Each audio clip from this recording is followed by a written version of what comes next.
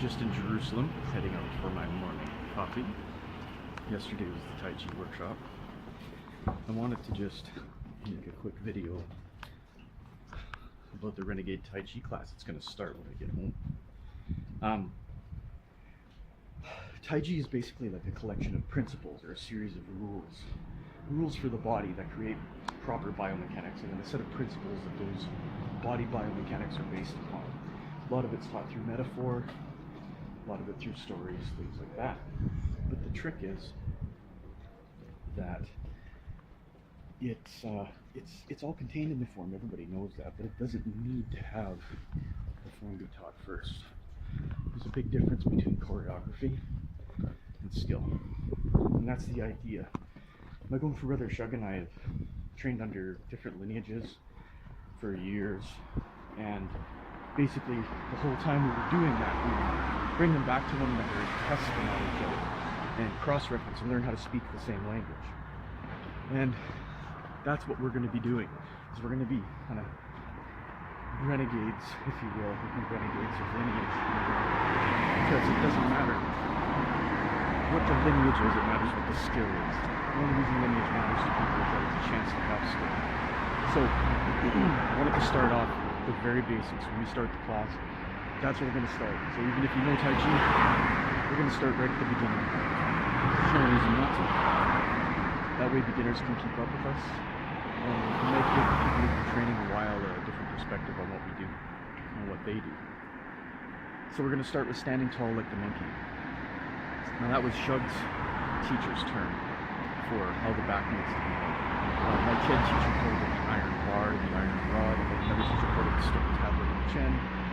But basically they're all discussing the exact same thing. That's what I mean by language. So the big trick here,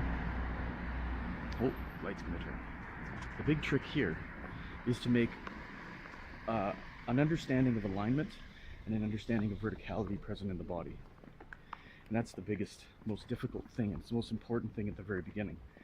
The vertical alignment of the bones is actually done, first of all, in the spine by taking the lower back and kind of flattening it out against a wall, if you will. It won't flatten all the way, but you got to give it your best, and you do that by tipping your tailbone downwards.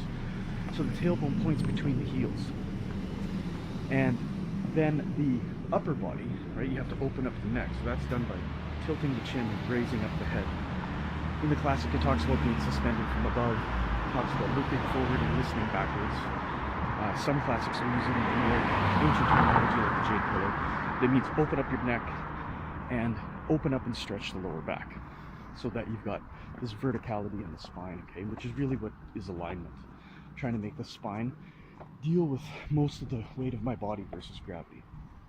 Now, when it's standing tall like the monkey, which is the preferred term I use now, because I like the way Shug's teacher explained it, it talks about the acupuncture points. So, Bai Hui, the 100 meetings point, is on the top of the head, the crown of the head, and from it, straight down the body, is Chongmai, the penetrating vessel. And Chongmai is already kind of vertical, but we want to have Bai Hui line up all the way down the body with Tanzhong, Dantian, and Ming Men, and Hui Yin. So that's the same, it's actually telling me to do the exact same thing. But this is a different line. This is verticality, not alignment. Alignment is the alignment of the bones versus gravity, okay, in order to deal with the weight. And verticality is, I guess you'd call it the intention of, the intention to stand between heaven and earth directly. Yeah, it's the easiest way to put it. So I have to have both in place, right?